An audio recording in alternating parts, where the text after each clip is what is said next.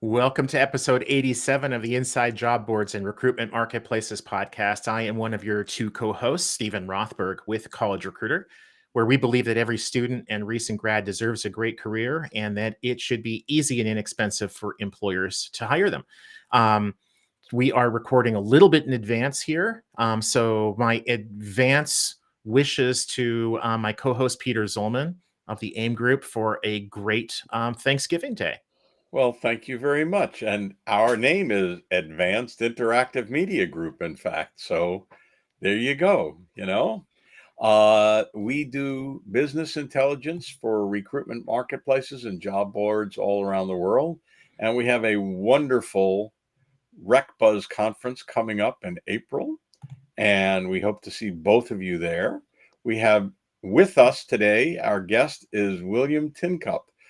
As I read, editor, analyst, advisor, comma, and host of WRKdefined. You knew it was going to happen. The Oxford comma is one of the best things to ever happen to the English language, and I think we should just all agree on that. Says the lawyer. Anyway, we're going to talk to Mr. Tincup, who does podcasts. Yep. About podcasts for job boards and recruitment marketplaces. Do they make sense? And if so, who should be podcasting? What kind of podcast should they be doing? And so forth. Got some ideas for us, Mr. Tincup? And thank you for joining us. 100%. The best part of this is episode 87. And I graduated in 1987. 19 or? Yeah, it could be 18. Anyhow, okay. It was 87. That's what I remember. Oh my God, make me feel old. No. I saw that. And I'm like, our yearbook was a bit of heaven in 87. That's the only reason I remember it, because of that. So glad to be here. I think the answer, Peter, it's going to be multi-pronged and we'll get through it. But when you're creating a podcast, you're either trying to render information for people that need it, have dialogue with people that are doing some really innovative things, or you're trying to learn something. So like when I did drive through HR, I didn't know HR. So I came from the marketing world, but I needed to learn because I'd shifted my career towards recruiting and HR. And so I created a podcast to talk to HR professionals every day so that I could learn HR. So in that case, it was just, I needed to learn. I needed a real quick way to learn. What's better than to talk to, 1,200, professionals doing the job. I think how it makes sense for job boards is candidates struggle with like what's new, how they should get a job. And so a podcast, like what we would think used to be a FAQ or a blog, this is a more interactive way to reach the audience that's looking for a job, especially if it's mobile friendly and it's bite-sized content. So maybe not the 45-minute or Joe Rogan style length of podcast, maybe 5 minutes. I mean, y'all's is a great length of podcast where you can get in, you can learn something and get out. So I think for candidates, it makes a lot of sense for job boards to get into the business of creating podcasts that help them. That's just information. It's not about, it's not about the job board. It's just information on how to actually navigate, especially early stage careers. I think that high school and college, anywhere before 30, I think people just they make their way through. But if someone would actually give them advice and say, here's the game, here's what you should be doing, here's what you should be looking at, etc., I think that podcast is wonderful for recruitment marketplaces and job boards. I'll stop there in case you have questions. So I think one of the reasons why we try to keep our podcast to 12, 15-minute episodes is because consistently our listeners will tell us that the less that they hear of us, the happier they are.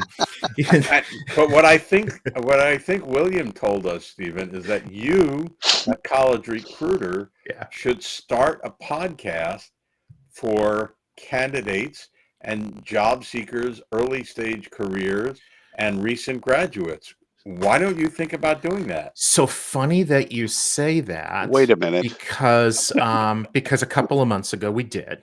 So I co-host this podcast. Obviously, there's also one co-host the High Volume Hiring podcast, and then a couple months ago started one called From Dorms to Desks.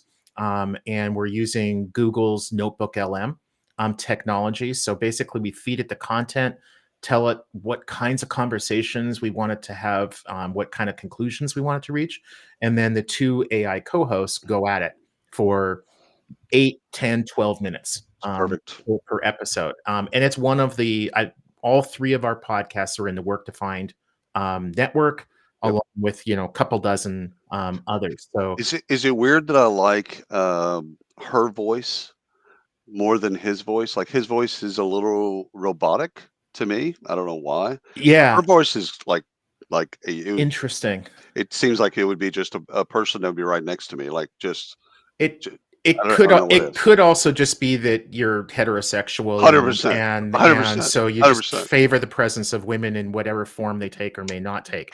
So Careful, the question, careful there. We don't want to hey, get any lawyers I'm involved. just saying. I'm just making an observation. So It in could all be ser- me. Yeah. so in all seriousness, you mentioned that the amount of time, and Mhm. I was kind of thinking somewhat along the same lines, but I want to make sure I understand. So I think what you're saying too is that for audiences where the audience skews younger, Right. then you generally want that content to be shorter. So duration, a 5 minute and 8 minute episode is going to work better for a younger job seeker. An older HR person is going to be more likely to want 20, 30, 40 minutes. 100%. And so take that 8-minute video. So let's deal with candidates. Take that 8-minute video and cut that into 8 shorts. So the Mm, content created for candidates, and again, let's say everyone under 30, um, performs extremely well on YouTube Shorts, Instagram Reels, and TikTok. And YouTube Shorts has a 59 seconds limit, yeah. 60 seconds.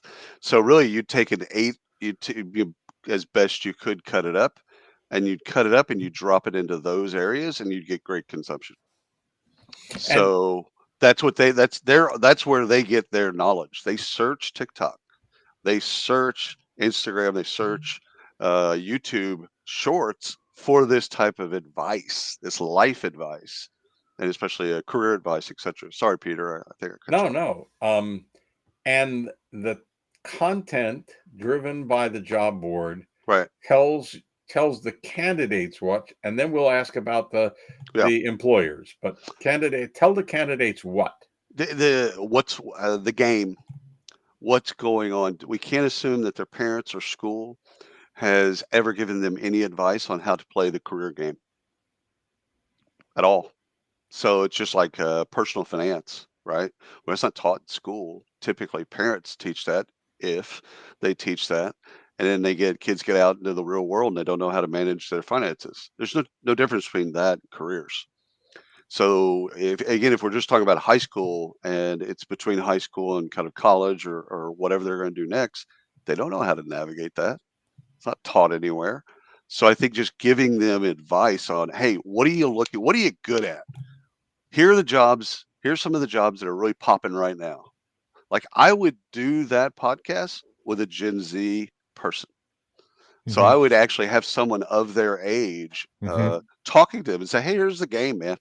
Let me Yeah. tell you a little bit about what's going on. Boom, boom, boom, boom. Or if it's an engineering job board, you probably want to have an engineer. Right, Right, right, even if they're now doing something else, but if their background is in engineering, if it's about like where Peter lives in Orlando, like Orlando Jobs is a great job board. And if right, they have a podcast for candidates, if the host or co-hosts are both in San Francisco and have no experience in Orlando, right, wrong. But at right. least one of the people there really needs to understand that market. So let's shift over. Peter asked about the candidates. Let me ask you about the employers. Sure. What kind of content, if you're a job board or recruitment marketplace, what kind of content would you recommend that you provide to the employers? What's working right now in candidate attraction? So Mm, this is everything from their career, their job, not career site, that career page, like what candidates are looking for. They're not up to date like y'all are because you're in it and you're steeped in it. But an average professional HR person, they have no idea what's working right now.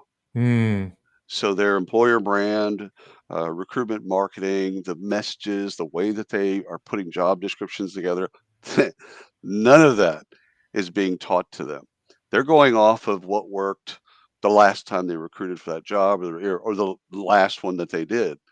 And it's still the same thing that you see that we did 20 years ago. You go to Indeed or whatever, and you copy a job description, you drop it into Word, you change it a little, Hmm. and then you repost. And that's horrible. That's a horrible experience. So like someone needs to teach them what's working right now.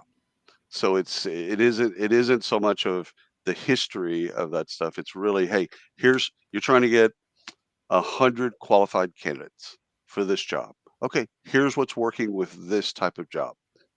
Here's the messages that are resonating.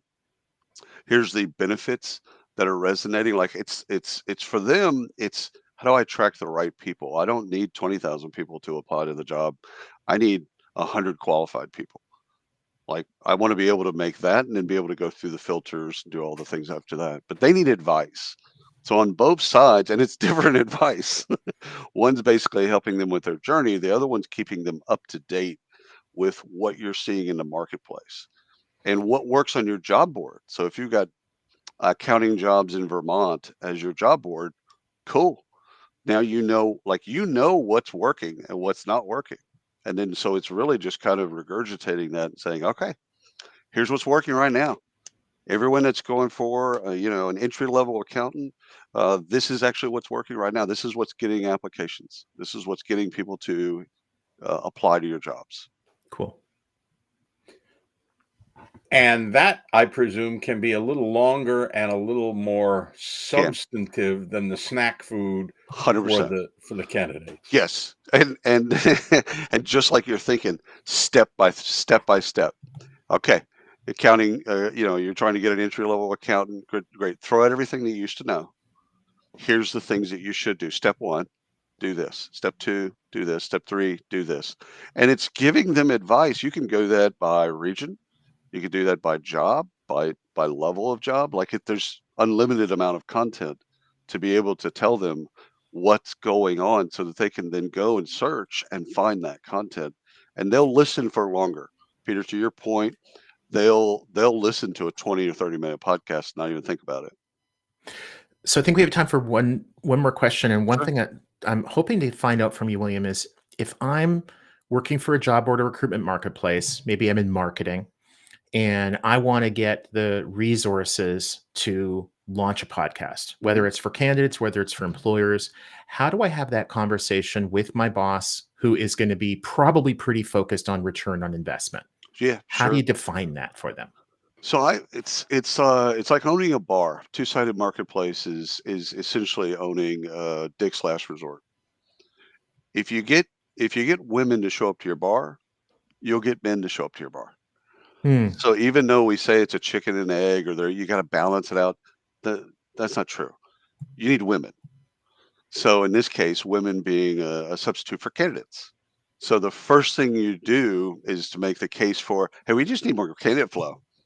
We get more candidate flow, we'll get clients. We just need candidates. If you get women to a bar, men will follow. Like women can drink free, men you can charge for. Like that game hadn't changed in 60 years. It's the same game. So it's the same game in job boards. If you get candidates, you will get clients because all you have to do is say, hey, listen, we've got X number of clients that are joining every day. And then all of a sudden, okay, sounds good. So the business case that I would make to my boss at the job board would be like, I want to do a candidate centric podcast. I want to cut it up into shorts. I want to put it where they are. They don't need to go to our website. They don't need to go to Spotify. That's cool if they do, but I want it to go to TikTok where they are already.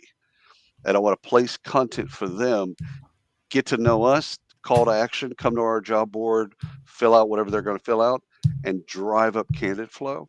You drive up candidate flow, your current customers they get more quality applications, and now you can sell that and repackage that to new clients. So that's how I'd make the justification to my boss is I would say we need more candidates. How are we going to Cool. get more candidates? We need to go where they are. The Mhm. sense of community, the three of us have grown up in this idea that community exists in this place, and that's no longer the truth. Community is where they are. And if they're on TikTok, if they're on Instagram, if they're on YouTube Shorts, that's the community. We need to put our content where they are, not try to go back to a website and go to our place, go to resources, hit podcast. That's old school. We need to go where they are and put content that they care about where they are.